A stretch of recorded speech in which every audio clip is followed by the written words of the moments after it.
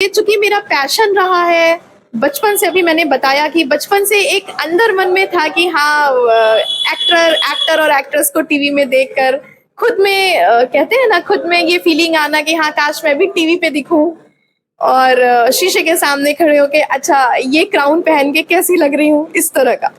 तो परिवार से मतलब लड़ झगड़ के एक होता है कि नहीं मुझे करना ही है, तो किस प्रकार का सहयोग? नहीं, मैं सबसे पहले तो अपने पति को कहना चाहूंगी कि वाकई उन्होंने, रजत श्रीवास्तव नाम है उनका, उन्होंने वाकई मुझे बहुत सपोर्ट किया और परिवार ने भी मुझे बहुत सपोर्ट किया। कभी ऐसे ये लड़ने झगड़ने वाली तो बात कभी आई ही नहीं और घर वालों ने भी बहुत सपोर्ट किया मेरी। हमारे बगल में श्वेता श्रीवास्तव है, मिसेज उत्तर प्रदेश का ऑडिशन बरेली में हुआ था और यहाँ पे पार्टिसिपेट करने के बाद जीत के यहाँ पे गोरखपुर गए हैं, प्रेस वार्ता कर रही। क्या कहना चाहेंगे, किस प्रकार का अनुभव हो रहा है?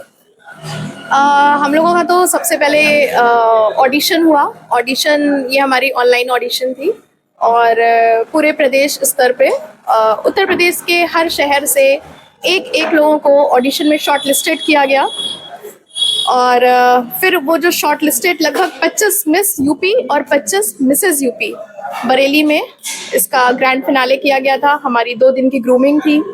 2 दिन की ग्रूमिंग में हम लोगों ने बहुत कुछ सीखा, कैसे चलना है, कैसे बोलना है, कैसे अपना इंट्रोडक्शन देना है और फाइनली थर्ड डे हम लोगों का ग्रैंड फिनाले हुआ और ग्रैंड फिनाले में जो अलग अलग कैटेगरी थी, मिसेस यूपी की अलग कैटेगरी और मिस यूपी की अलग कैटेगरी थी, तो उनका अलग अलग एक कंपटीशन कराया गया और विजेता बनाया गया। कितना पार्टिसिपेट शुरू में कैसे इसका आपने आवेदन किया और कैसे तैयारी कर रहे थे, कब से आपका ये तैयारी चल रही थी और क्या उद्देश्य था? देखिए, तैयारी की जहाँ तक बात है, चूंकि ये मेरा प्रोफेशन कभी नहीं रहा, मैंने बीटेक किया है मैकेनिकल इंजीनियरिंग से, फिर एमबीए किया है, बीच में मैंने दोनों के बीच में एमबीए और बीटेक के बीच में जॉब भी किया है। लेकिन पैशन शुरू से था, एक बचपन से जो कहते हैं ना, बचपन से जो अंदर कि हाँ मॉडल बनना है, टीवी पे हीरो हीरोइन को देखना है ऑल, तो वहाँ पर हम लोगों ने बहुत कुछ ग्रूमिंग में सीखा। उन लोगों ने हम लोग को ट्रेनिंग दी कैसे क्या करना है और घर पे भी मैं कभी कभी जैसे शीशे के सामने चल कर देखना कि अच्छा ऐसे सही लग रहा है, ये पोज सही लग रहा है, फिर उसी चीज को ग्रूमिंग में पॉलिश कर दिया जाता जिसको कहते हैं।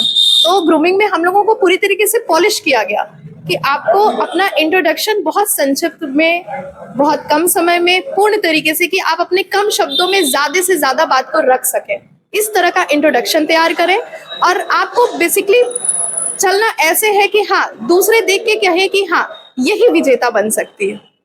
तो इस बात को ध्यान में रखते हुए ही हमारी पूरी ग्रूमिंग हुई थी। अंतिम राउंड में कितने लोगों ने क्वालिफाई किया?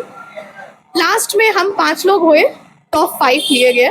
उस टॉप 5 में भी 2 की कैटेगरी अलग बना दी गई। टॉप 3 में मैं फर्स्ट आई थी। टॉप 3 में आप फर्स्ट आए? जी मैं। अच्छा, ये बताइए, बीटेक करने के बाद आप मॉडलिंग की दुनिया में क्या कदम रखना चाहती हैं? बेसिकली ये मेरा पैशन रहा है। मैंने अभी आपको बताया है कि प्रोफेशन तो नहीं था, बट मैं आने वाले दिनों में गोरखपुर की महिलाओं को, विशेषकर गोरखपुर की महिलाओं को एक मंच जरूर प्रदान करूंगी। मैं मिसेस पूर्वांचल कराऊंगी और उसमें मैं मंच प्रदान करूंगी उन महिलाओं को जो छोटे शहरों से हैं या गोरखपुर के आसपास के छोटे कस्बे या गांव से बिलोंग करती हैं और जिनके अंदर टैलेंट भी है। आप हाउसवाइफ भी हैं, परिवार के बाद निकल के इस फील्ड में किस तरह से समय दे पा रही होंगी, कितना समय दे पाएंगे? देखिए, समय तो निकालने से निकलता है। देखा जाए तो हर महिला, चाहे पुरुष ही क्यों ना हुआ, सबके पास काम है। महिला भी बाहर का भी काम करती है, अंदर घर का भी काम करती है, तो काम भी उसके पास होता है और जरूरत पड़ने पे वो बाहर जाके जॉब भी करती है, अपने घर का पेट पालती है, बच्चों को भी देखती है। तो अपने सपनों को उड़ान देने के लिए आपको समय तो निकालना पड़ेगा। अपने सपनों को पूरा करना है तो आपको समय निकालना है। परिवार का किस प्रकार से सहयोग मिला, हस्बैंड का, चाहे परिवार में और भी सदस्य लोग, किस प्रकार से सहयोग मिला? क्या ये वहां तक पहुंचने में आप लोग का आपका सहयोग किया कि आपको परिवार से मतलब लड़ झगड़ के एक होता है कि नहीं मुझे करना ही है, तो किस प्रकार का सहयोग?